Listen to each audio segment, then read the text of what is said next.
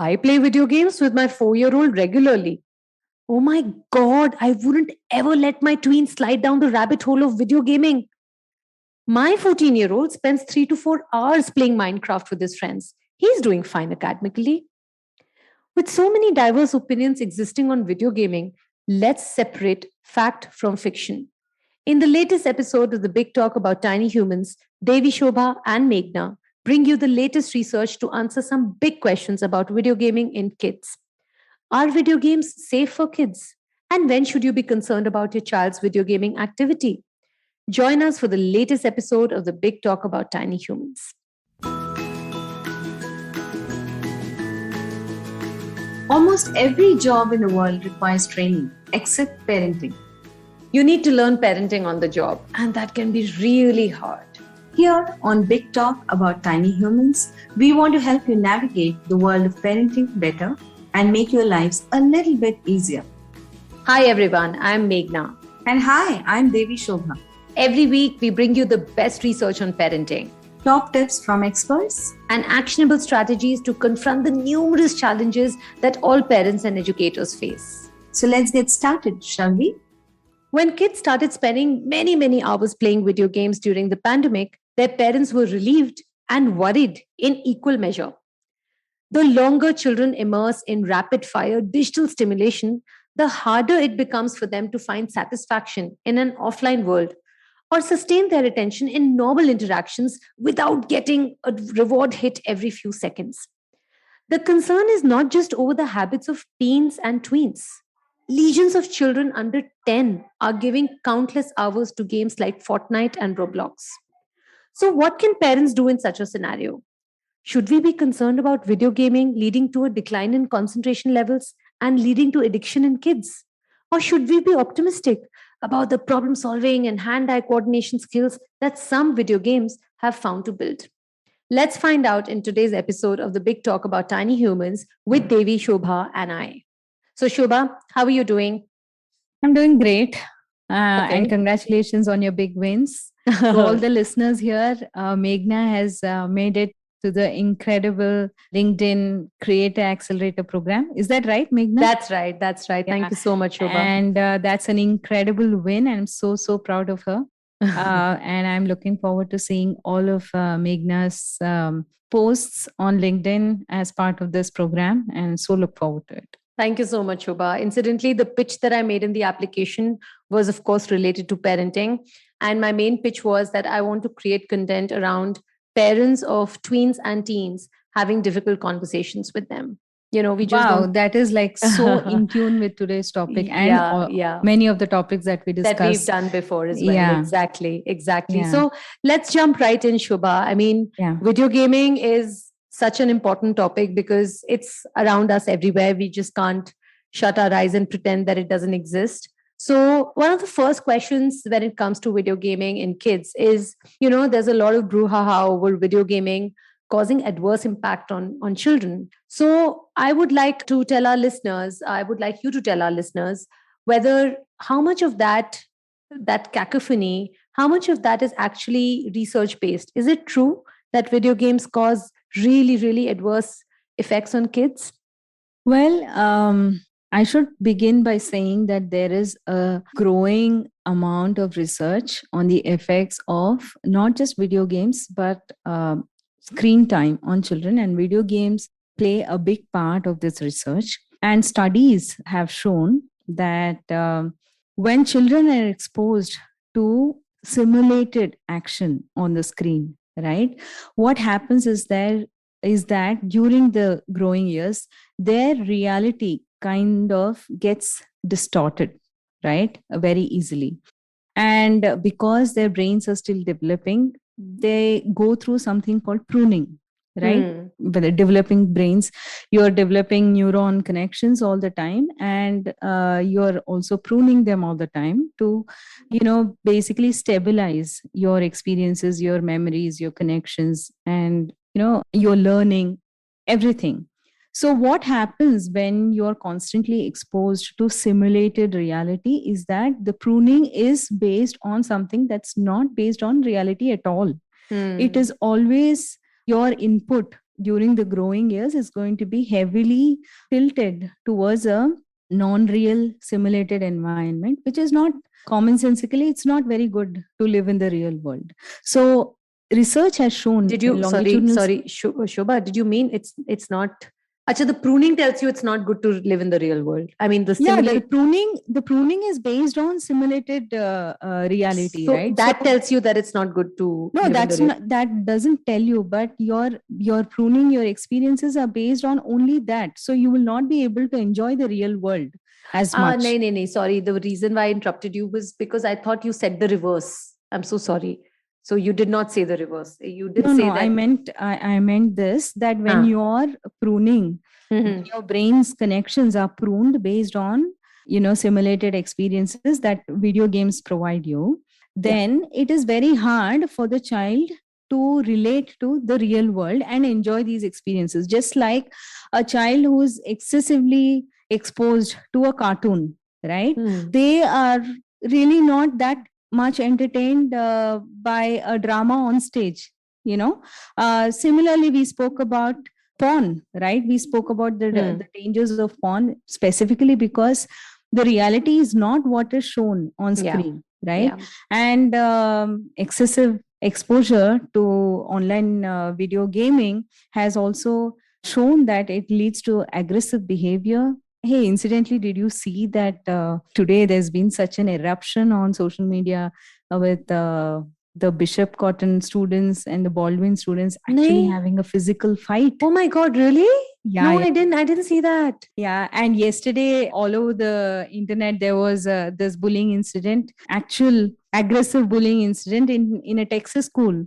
And this was an Indian boy, a Desi boy, who was bullied by an American boy over a seat, at the cafeteria. Why do children resort to violence immediately? I think and research is showing, I'm not saying this, but research is showing that a lot of preference to solving issues through violence, on first take, is a tendency that children are developing because they're not really exposed or they're not really primed to going through the steps of problem solving or delayed gratification. Because what happens during a video game, you don't get it, you reset the button and you start all over again. You're not in real life, you don't get reset button so many times. I wish we would. The problem. Correct. Right? Yeah. And this is what the research says, and this is so true, and we are seeing it manifesting in real life. Yeah, so I really like that, Shobha, what you mentioned, the artificial stimulation, your brain wanting it to mimic that in real life doesn't really happen. No reset button, and definitely no delayed gratification. That's great. While we discuss the adverse impact of video gaming on kids, let us also not lose sight of the positive consequences. We'll be back super quick after a break, and we'll be discussing so many more questions about video gaming. Stay tuned.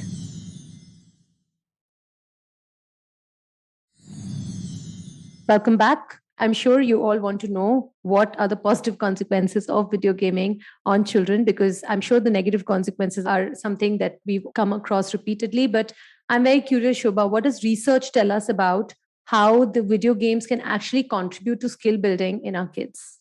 Sure, that's a great question, because we usually end up only talking about the negative effects of digital screen time and whatnot. But like they say, social media, there are so many people who have really, milked the good out of social media, and there are so many negative experiences on social media as well that people are experiencing. So it's really, the internet is a game like that. You really have to pick and choose and really be very conscious about what you're choosing. So coming back to this question about whether there are positive consequences to gaming online, I think there are plenty, right? So we have to go into this effort with an understanding that not everything about the screen is destructive. In fact, like one of our discussions before, very young children also can learn a lot. Now there is what is that? Game-based learning, play-based learning, gamified learning consoles and apps that really provide a lot of the right kind of stimulation And they meet, see, the most important thing is these gamified apps, they meet the child where they are at and not Hmm. expect the child to adhere to some of these standards that they are struggling with, right? So it really makes a lot of difference in the child's learning experience, learning journey. And that said, there are some video game consoles that provide a lot of movement and exercise and aerobic dance for children who have a lot of difficulty with open spaces, with finding Hmm. open spaces. Gaming devices often offer kinesthetic satisfaction for people who have a need to move. There are a lot of Hmm. people who cannot, who want to move and they need to move. Hmm. And some of these gaming experiences, they provide that to them. Even in the absence of other physical stimulation, these games do provide that. And there are some games even for adults, like transnational corporations are now using online role playing games to foster cooperation between cross border teams, right, for Really? collaborative problem solving. And this is not just for children. Military command and control is facilitated and implemented through interfaces that look very much like video games, right? I worked in a previous avatar, I worked for Honeywell. It's an Hmm. automation and sensing. We made automation and sensing controls, chips and boards. And I was in the aerospace division. And one of my day to day work was to help develop quality controls for software on flight panels, right? And most of it was simulation. It was like a video game that the engineers used to play every day. So that's a great thing for simulation of safety, to Hmm. ensure that everything is all right, that the pilots get the real kind of training. So also doctors, video games are used by doctors to help pediatric cancer patients feel a sense of power over the disease, to get them, compliant with their treatment plans. I mean, there are so many Wow. positive, Okay. sides to online gaming. And like I said before, it is really up to us to use it the way that it will benefit us, and not really go, spiraling down the rabbit hole. That is where we have to keep that watch, that fine balance. That is where we all usually slip. Right. But how can parents know which video games are harmful and which aren't? Like, are there some guidelines? Well, see, any video game, I think, whether, see, there are some video games, for example, during the pandemic, right? All of us were really starved for any kind of social connection, right? Hmm. Hmm. And with my kids, I saw that they were really craving for that time on Minecraft with their friends, because that was their only kind of a vicarious physical social circle with their friends, right? So it was a non-negotiable thing for them. But again, so these are social building games. There are some games now, if I allow them to play Minecraft for like 14 hours, then obviously that is clearly not right, right? That is Hmm. not good for them. But anything that we can keep under check in moderation, and that we can monitor fairly well, right? You can know that there are no harmful clips that are coming up, because you remember we discussed in one of our previous episodes about digital screen time, where we saw that very young children were suddenly exposed to instructions from some online avatar during one of their rhyme sessions, rhyme videos, Hmm. that, now you can actually harm, you're good to harm yourself, you can, do this, do that, and you can end your own life.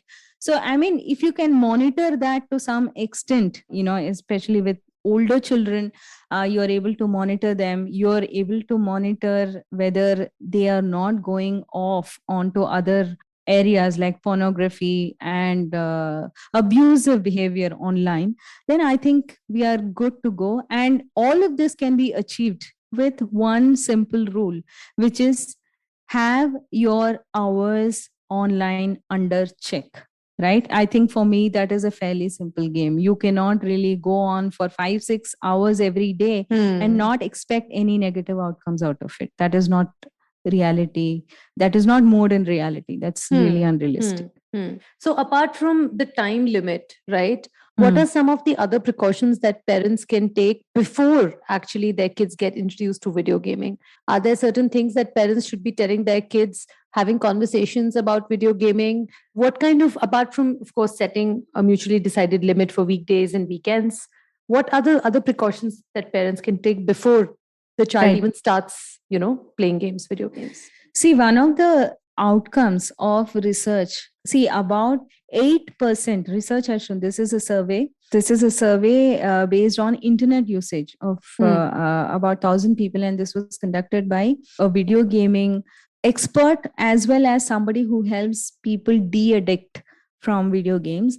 And this was they in the survey it said that about 53% said that they were distressed when they were prevented for whatever reason from accessing the internet. Right, that is the first step. That may be online gaming, that can be just chatting, that can be just about scrolling through social media feed, it can be anything. And then 40% felt really lonely, really restless. They didn't know what to do with themselves, with their time. And it is about 8% of this total population, not just this 1,000 people, but 8% of all online users. About 8% are like problem. They identify themselves as having problem behaviors on the internet, gaming, especially gaming behaviors. So gaming, especially, quite apart from social media addiction or other kind of internet addiction, gaming especially gives a lot of stimulation, almost like a real kind of a physical stimulation, especially in the brain. So when you're actually gaming, you're having the real kick of punching somebody, kicking them to the ground and really winning and feeling like a hero, fighting out wars and then being the political leader of the world. And you are living a totally vicarious beautiful life, the life of your choice, right? And one of the, I think when you talk about the conversations between parents and children, one of the things that parents really need to understand is that a lot of the children of today, for them, the online world is almost the real world. It's not like us. We are a generation that kind of eased into the online world, right? But for our next generation, they are born into it, right? So it is very important and imperative that we have this conversation about the dangers of online gaming and online identities from a very young age onwards. And one of the things that we need to understand is that most of these children, they go into addictions, especially online gaming addictions, because they are depressed in the real world. So one of our responsibilities, if we have to prevent our children from getting hooked in an addictive manner to online gaming, is to ensure that they are equally challenged, equally stimulated. They have other things equally interesting in the physical world. And for that, we need to build in time, we need to build in activity, we need to build in social circles. So that is one of the things that we cannot really look away from. This is a must.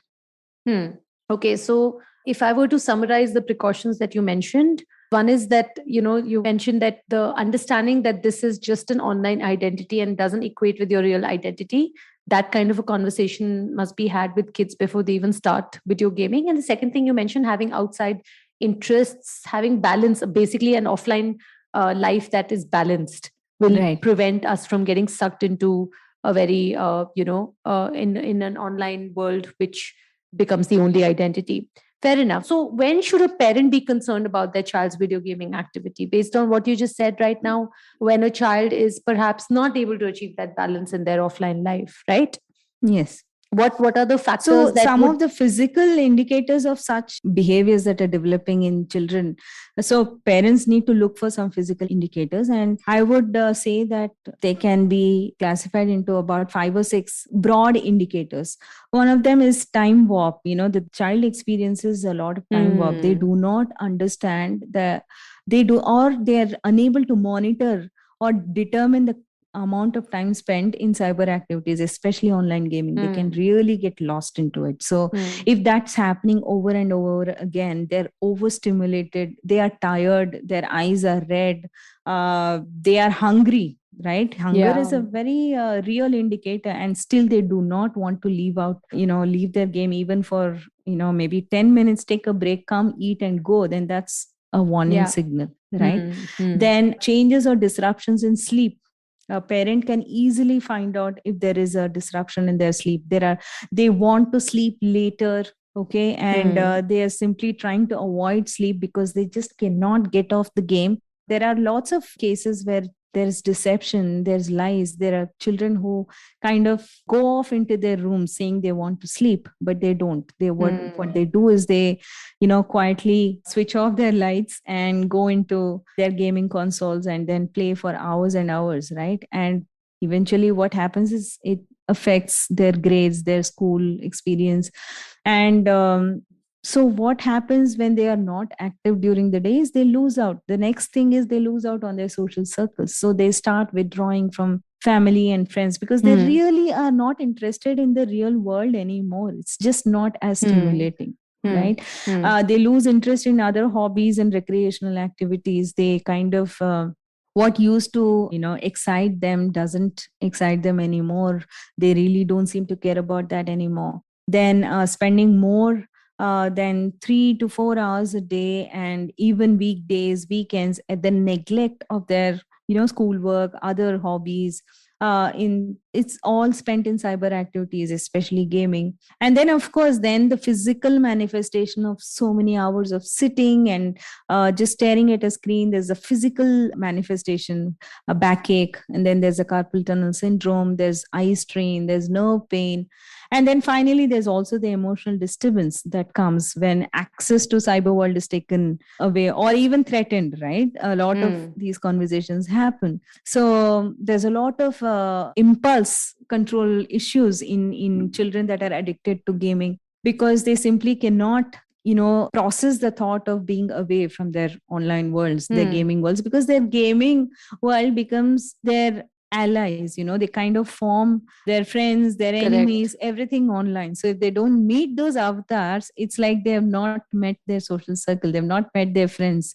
So friends that they can control and enemies that they can control. So this, can you imagine the amount of control it gives them? Right? We spoke about this before as well. Why is social media so addictive? Why is screen time so addictive for children? It's not because of the content. It's because of the sense of control they get. They can pause it when they want. They can make it sing when they want. When they can scroll, they can flip, they can choose colors. It's all about control, right? So that is what is, we have to look for these indicators as warning signals.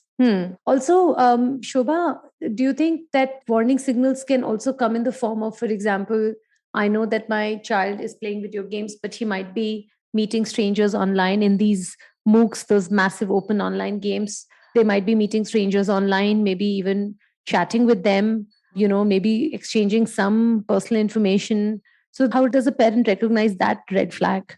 So that comes only from monitoring. If you have had a good relationship, foundational relationship with your children, then they might come back and tell you that, we are doing this, we are having this cohort on our game. But otherwise, I think the only way you can know is by monitoring their activity online and, having conversations, having scheduled conversations with them. Like, my husband and I, we kind of monitor their activity. And if we see any red flags, we immediately have a conversation with them saying, hey, you know what, I saw this happening, what's happening, right? So it's the only way. And of course, the conversations, even before you introduce them to this online gaming world, is that you have to, there are no two ways about it, Meghna. Unfortunately, even as the generation that is sandwiched between the tech world and the kind of the slower paced world that our generation is in, we have to really equip ourselves with whatever is happening in the online space and really equip ourselves with what are the dangers and what are we getting our children into, and have these conversations very openly and tell them that we need you to tell us because we're concerned about you and not because we want to spy on you, right? So that understanding has to be made very, very clear.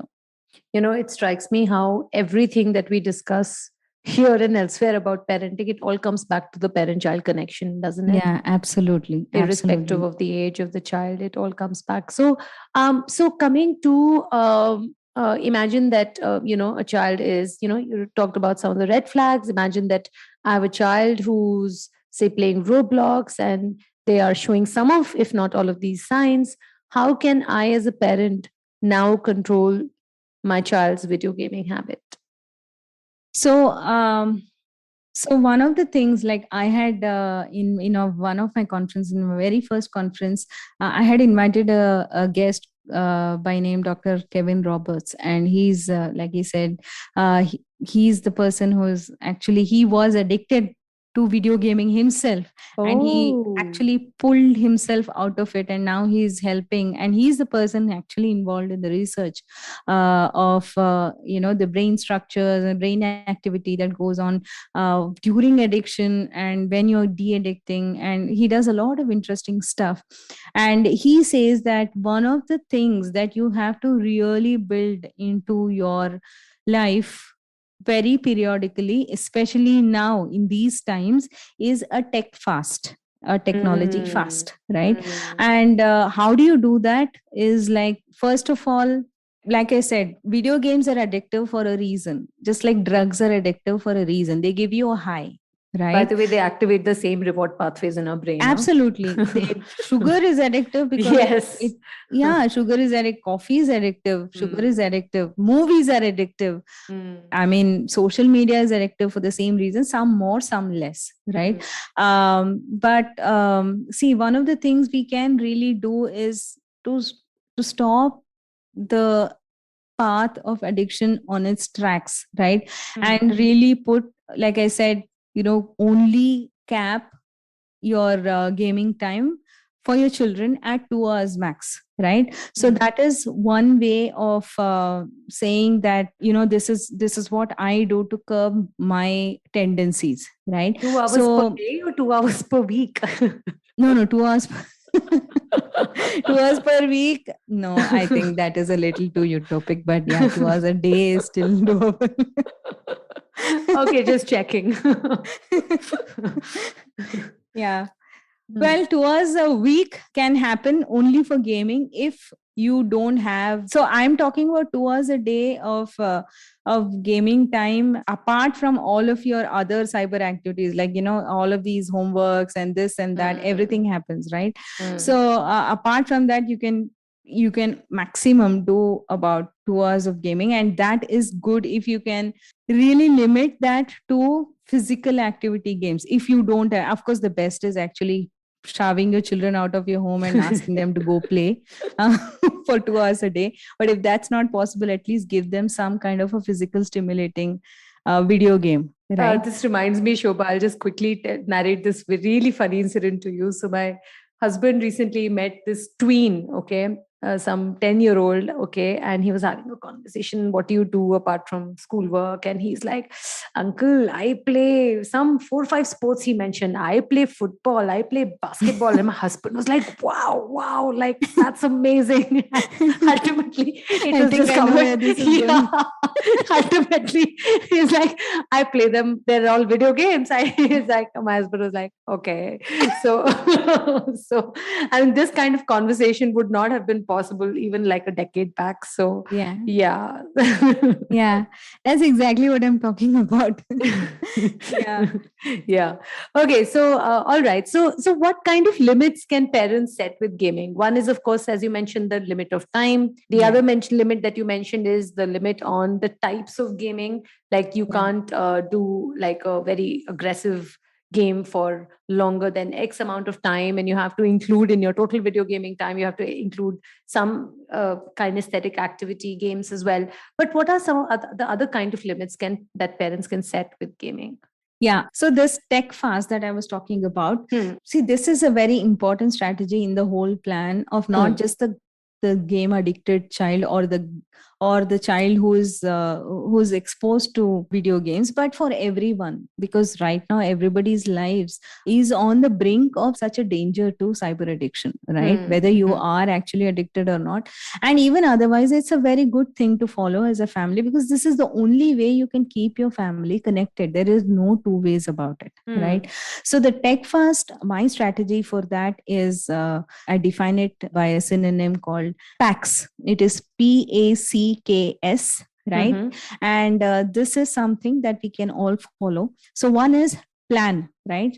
So I'm sure all of us here and all of our listeners as well, you and I, we have all heard this, very familiar refrain.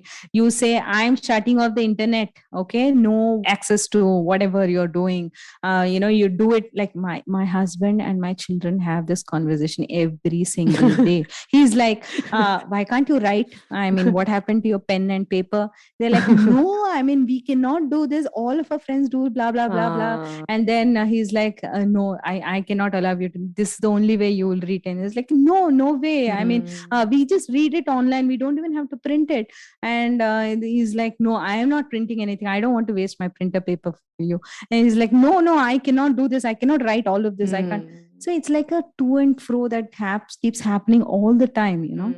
So one of the things that we should, so finally my husband cut off the Wi-Fi. He said, no way, I'm giving you the Wi-Fi till you finish it the old school way. Okay. Oh my God. So is that their homework that they, that they're supposed to type versus write? Yeah, I mean the homework, not even typing. They're like watching some videos of somebody giving a summary of the summary. So it's like not like we used to have those guides, okay? But there used to be like a guide of a guide because the guide is too. Yeah, it's like, how lazy can you get? Every generation has their hacks, I guess. Yeah, summary of summary. So Summary and of that too, summary. it's like studying time is like story time for them. They just switch on a video. So half the time my daughter is snoring and that lady is going on rambling. So so anyway, so the thing is, plan. You were talking about plan. Yeah, we were talking about plan. So when we want to go on a tech fast as a family, it's really not possible unless we schedule and plan for it. So somebody needs a printout, somebody needs to do this, somebody needs last minute homework projects, somebody needs to be on a call. I'm talking about adults who are always on a call.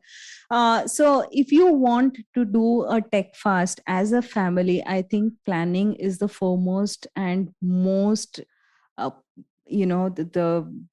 most important step in that whole process. You have to plan and stick to the plan, schedule and plan and schedule and stick to the schedule and plan, right? The other thing is action, right? Okay, now everybody is off their tech devices. Can you imagine what everybody is going to be thinking about or doing?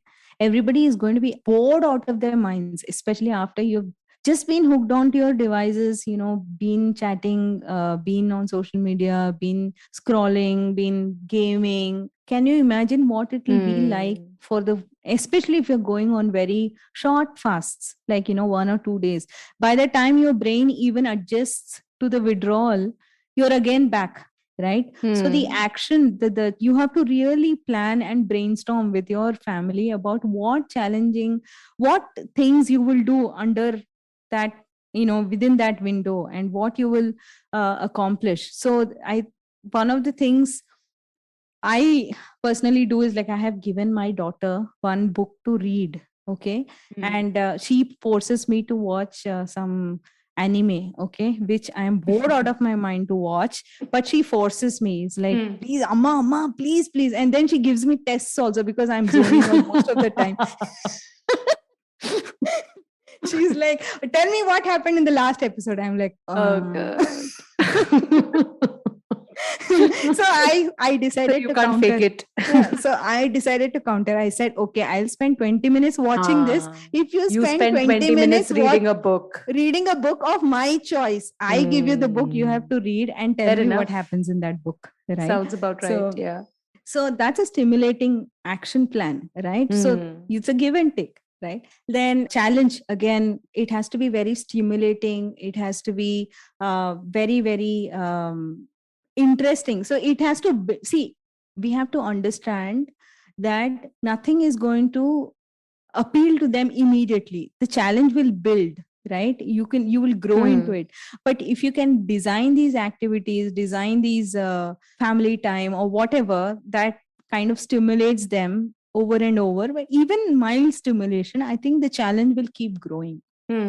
And then K is for kick out tech. So I think we've spoken about this before as well. We have to have tech-free zones in our house. No tech, no gadgets in the bedroom, no gadgets on the dining table, no gadgets while eating. Tech-free times and zones as well. So window for tech-free behavior at home, right? And then if all of this, if after all of this, or for doing all of these things, if you need help, enlist the support of your friends, of your family. And if that also doesn't work out, then there is no shame in approaching a therapist and getting professional help, right?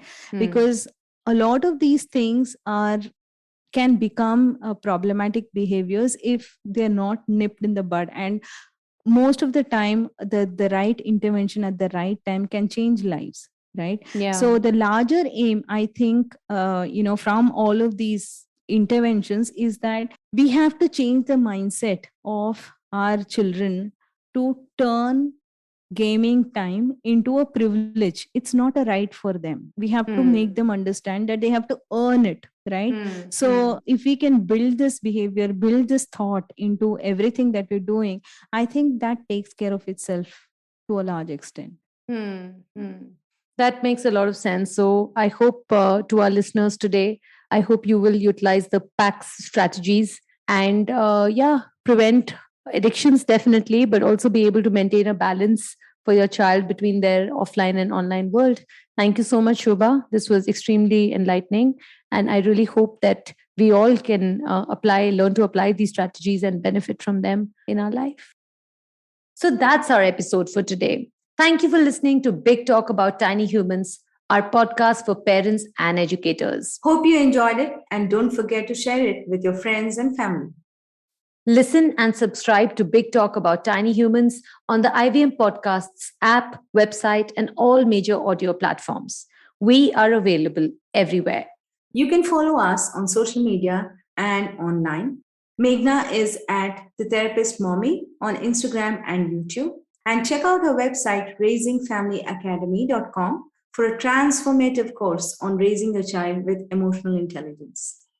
And Devi Shobha is at Kidskintha on Twitter and Instagram. And check out kidskintha.com for in-depth articles and events on parenting and child development. While you're at it, do also check out other great shows from the IVM Podcasts network at shows.ivmpodcasts.com. And IVM is on social media at IVM Podcasts on Twitter, Facebook, and Instagram. We'll catch you again on our next episode.